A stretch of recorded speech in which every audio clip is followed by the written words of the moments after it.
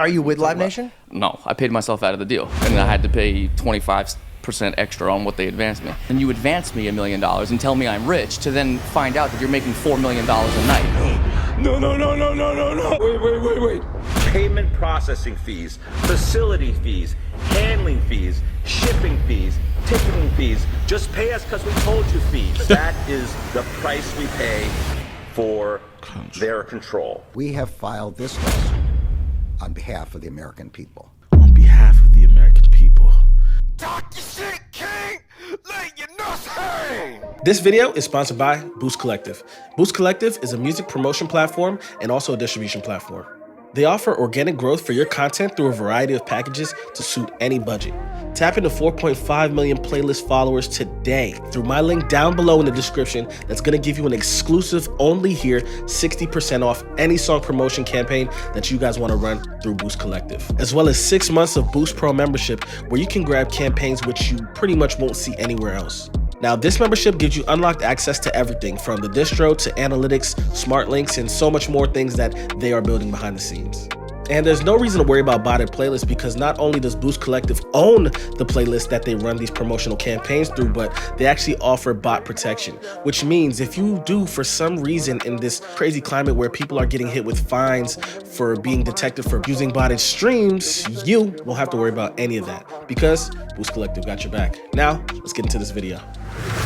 What's good, YouTube? You already know who it is, man. It's your boy Q, aka the way man, back at it like a stop playing me, and stop playing me. Look, today we are back with another video, and today we actually have a video from the George Janko show where he interviews John Bellion, which is literally like the indie pop version of Ryan Leslie. So in this interview, John Bellion goes over the struggles that he had when it came to the big tech companies taking advantage of artists, the whole system of the record labels just partnering with these companies or posing as partners to the artists, but are really taking advantage of them and not being transparent with everything. And because of this, because they're signing these deals, everything that they could have been making as independent artists is being taken away because they simply signed their name on a piece of paper. Let's get into it.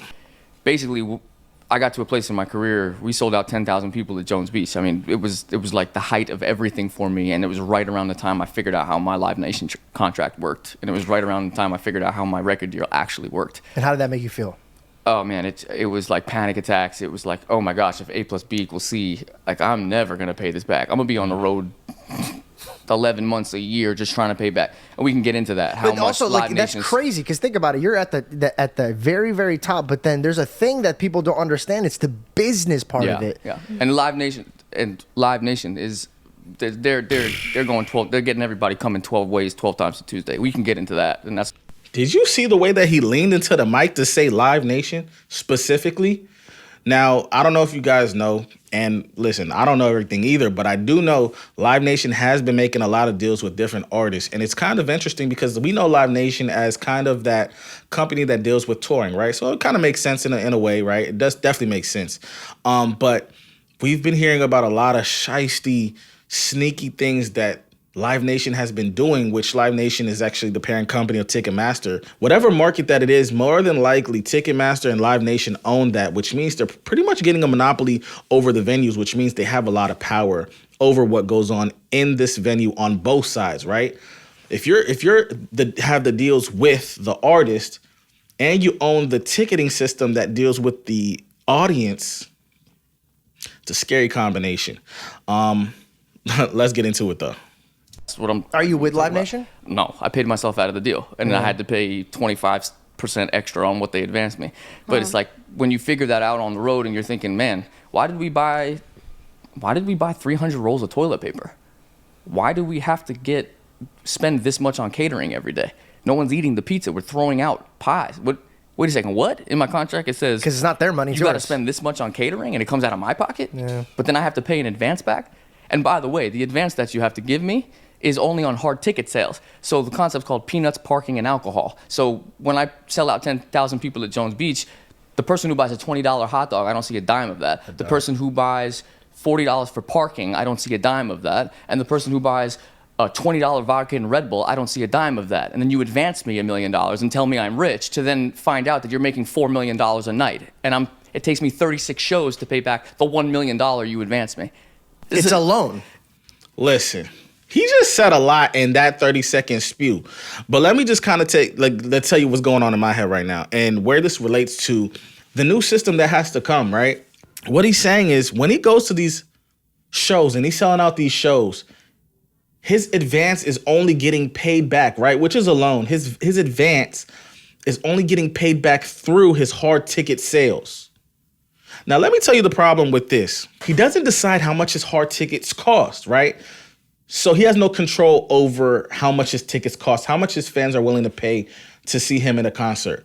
Number two, the food that people are consuming, the drinks people are consuming, the beers, those extra overpriced food, he doesn't see a penny of that, which is a majority of the money that people are making.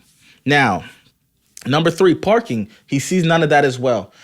Now, because Live Nation has control over all that, they're getting paid everything that he would have been getting paid if he was an independent artist and got this whole situation situated himself. Right now, yeah, I understand that's a large thing to ask, but you really have to look at it like this, and this is how I see it. When it comes to artists, we have to kind of do what I've seen happen in boxing, right? Now, if you remember back in the day, we have the Only in America, right? We have Don King, who was a big promoter. We have still promoters in boxing today. I don't know if you're boxing fans, but if you're boxing fans, you understand that these fights happen through promotion, right? Or promoters. So we have promoters. The biggest promoters out right now is Floyd Mayweather, of course, is a big promotion company that puts on these fights. We have Tank Davis started his own promotion, which is amazing. Canelo has his own promotions. And what you're hearing, though, is I'm telling you that the art. But notice what I'm saying. The actual fighter owns the promotion company, right? Floyd Mayweather is the actual performer, and he owns the promotions. Tank Davis is the actual performer who headlines his own show, right? If he's an artist, he's headlining his own fights for pay-per-view, and he owns the promotion, right? This wasn't always the fact. But it wasn't always like this, right? Before it was the Floyd Mayweathers who really started this whole thing, there was who was fighting under promoters like Don King, where they'll throw the fights, they'll put the money down for a lot of these venues, and when the pay-per-view comes through, that money goes to Don King. When the peanuts get ate, that money goes to Don King. The tickets get sold, that money goes to Don King, and Don King will break off the fighters. That's technically what's going on with Live Nation and the labels today. Now, if you look at this article, like I just was telling you guys, now I feel like where the shift is going to happen is when artists kind of take the reins like the boxers did, where they're going to become independent. Yes, you can partner with people, but just keeping control over your situation is the most important thing. And that doesn't mean you have to charge $100 a ticket. That means that even if you want something to be free, you could do that. You think Live Nation is going to let you throw a free concert? Their goal is to make money off of you. Now, as you can see, this article reads, Floyd Mayweather hits jackpot with new Showtime pay-per-view deal. This is kind of the deals that I'm talking about, when the actual act took control over their promotions, over their record label, per se, right? Over their whole operations. And no, he doesn't do it by himself, right? But he took control over it so that he can make the money that he deserves. Because if he wasn't making it, somebody else is going to be making that same money that he could have been making. But he just had to get his team together. And I think this is where the change is going to happen with the artistry. When artists decide to actually not even become a business person per se, but you got a homie and they're good at business. Yo, y'all got to make this company. Y'all got to make sure you go out there and start pushing for yourselves and understand, yeah, this might take longer, but look, the ownership is going to allow me to get the lion's share when this all happens. When I do get that hit, when I did collect all my data, I can go hit every single city by myself, my own promotion, and get a piece of everything that we bring out there on the table. The DOJ itself, the Department of Justice itself, is suing Live Nation and Ticketmaster. I know y'all been seeing the prices when y'all been looking at them tickets for them shows that's coming to your town. Them Jones is looking outrageous. Let's get into it. For fans and artists to stop paying the price for Live Nation's monopoly. Earlier today, the Department of Justice, joined by 29 states and the District of Columbia, sued Live Nation Entertainment and its wholly owned subsidiary, Ticketmaster, for violating the Sherman Antitrust Act. It controls at least 80% of primary ticketing at major concert venues. It directly manages more than 400 artists and controls more than 60% of concert promotions across the country. And it owns or controls more than 60% of large amphitheaters in the United States. The result is that fans pay more in fees, artists have fewer opportunities to play concerts, smaller promoters get squeezed out, and venues have fewer real choices for ticketing services. We have filed this lawsuit on behalf of the American people. He knew what he was doing with that one. On behalf of the American people. Shout out my guy, but no, seriously, Ticketmaster been going ham. First tour tickets cost $22,000. Millions of Taylor Swift fans tried to buy tickets to her first tour in 5 years, only to be met with server crashes, 8-hour queues, and sold-out venues, whilst ticket scalpers were reselling bulk-bought tickets for thousands. For years, getting Taylor Swift tickets has been something like the Hunger Games. Taylor herself is well aware of the demand. This week's pre-sale was meant to be for what Ticketmaster calls verified fans. Despite allocating pre-sale codes to millions of Swifties, somehow scalpers were still selling tickets for $22,000, what Ticketmaster is calling unprecedented demand. Ticketmaster's poor attempts to dissuade resellers have been consistently lackluster. And the chaos of this particular pre-sale has caused American lawmakers to launch an investigation to find out whether ticket buyers are being protected by Ticketmaster at all. But they messed with the wrong one. Attorney General William Tong tried to buy tickets for his kids and noticed not only was it a hassle, but he noticed that there was a bunch of outrageous ass fees. Service, payment processing fees, facility fees, handling fees, shipping fees, ticketing fees. Just pay us because we told you fees. That is the price we pay for their control. That's the price we pay for their control is perfectly correct. So from the venue, right, to the promotion, to the ticketing, to the sales, to customers, they control everything.